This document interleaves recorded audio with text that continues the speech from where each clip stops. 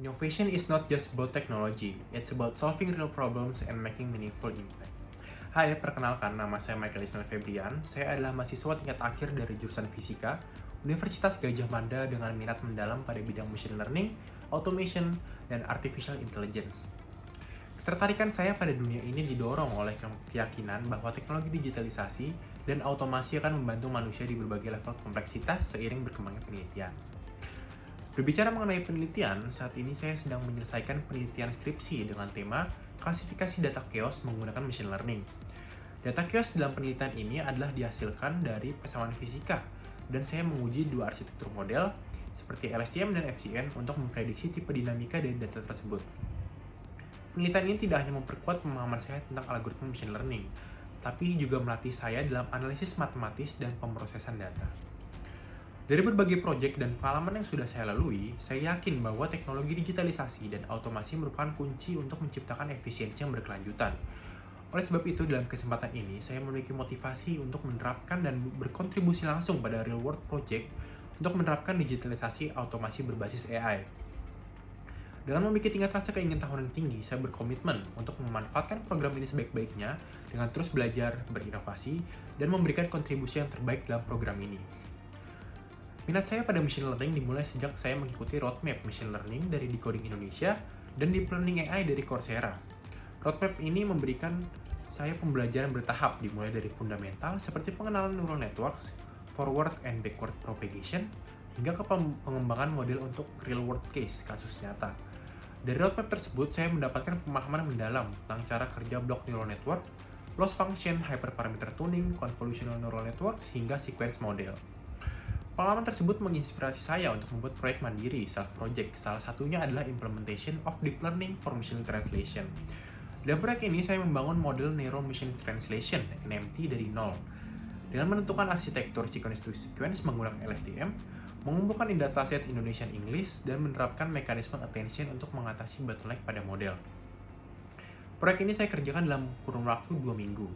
Dan salah satu tantangannya adalah implementasi mekanisme attention yang saya tadi sebutkan, yang akhirnya berhasil saya selesaikan setelah membaca berbagai paper dan artikel.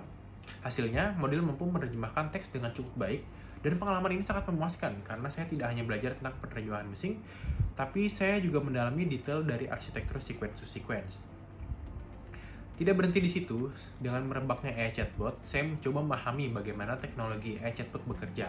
Saya membuat proyek bernama Qwen AI Chatbot, sebuah API wrapper untuk model LLM Qwen dengan fokus implementasi function calling, yaitu kemampuan AI untuk memanggil fungsi tertentu seperti untuk pengelolaan database, mengakses internet, atau apapun itu yang dapat dituangkan ke dalam fungsi Python.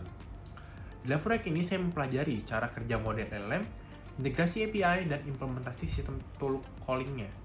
Tantangan utamanya adalah mengatasi keluaran model, output model yang tidak konsisten, sehingga saya merancang sistem fail-safe untuk memastikan integrasi berjalan lancar.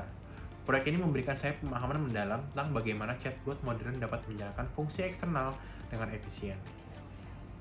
Selain dari proyek pribadi, saya juga berkolaborasi dengan penelitian lintas jurusan dengan dosen dan mahasiswa teknik mesin untuk mengembangkan sistem computer vision. Tujuannya adalah mendeteksi sudut aktuator secara otomatis menggunakan OpenCV.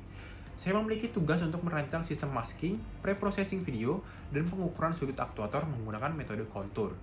Tantangan utamanya adalah menentukan saat yang tepat untuk logging data seperti saat maksimum dan minimumnya. Kemudian saya atasi dengan pendekatan trial and error hingga sistem berjalan sempurna.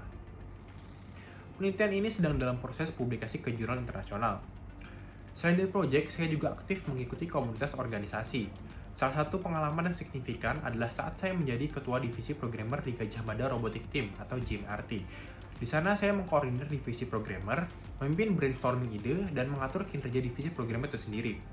Sebagai individu, saya juga memiliki tanggung jawab untuk melakukan R&D, Research and Development, menggunakan device Jetson Nano untuk melakukan otomasi menggunakan sistem vision pada robot. Pengalaman ini tidak hanya mengasah kemampuan teknis saya, tapi juga meningkatkan kemampuan kepemimpinan, kolaborasi, dan manajemen tim. Salah satu tantangan yang besar saat itu adalah menyatukan ide-ide algoritma dari berbagai pandangan. Hal yang saya lakukan pada saat itu adalah terus memberikan diskusi terbuka terhadap semua ide yang memungkinkan, sehingga di akhir diskusi kita semua memiliki pandangan yang luas terhadap segala kondisi. Selain proyek besar, di waktu luang saya sering melakukan eksplorasi dalam dunia AI dan machine learning. Baru-baru ini saya mencoba untuk mengimplementasikan penelitian terbaru pada LLM untuk mengekstrak kemampuan instruction following-nya dari sebuah model LLM untuk digunakan pada model lainnya. Proyek kecil itu saya share di post LinkedIn beserta source code-nya di GitHub. Kemudian saat ini saya juga sedang mencoba untuk mengimplementasikan proyek Speed Gauguin dari NVIDIA, yang dimana arsitektur tersebut memiliki tujuan untuk menciptakan gambar fotorealistik dari sketsa seperti yang bisa dilihat dari belakang saya. Dari pengalaman-pengalaman tersebut, saya memberikan skor kemampuan saya dalam beberapa tools, yaitu bahasa pemrograman Python 9/10, bahasa pemrograman C++ 8/10, terus pengolahan data seperti Pandas, NumPy, Matplotlib 9/10, kemudian library machine learning, TensorFlow 9/10, PyTorch 8,5/10, kemudian collaborative tools seperti Google Colab, Google Docs, Google Sheet 9/10, dan yang terakhir version control system seperti GitHub dan GitLab saya beri nilai 9/10. Melalui program ini, saya ingin berkontribusi dalam mengembangkan solusi digitalisasi dan otomasi berbasis AI di Telkom Indonesia. Saya percaya bahwa program ini adalah kesempatan berharga untuk menerapkan kemampuan saya pada proyek nyata sekaligus terus belajar, berinovasi, dan memberikan dampak yang positif bagi Telkom Indonesia. Sekian dari saya, terima kasih.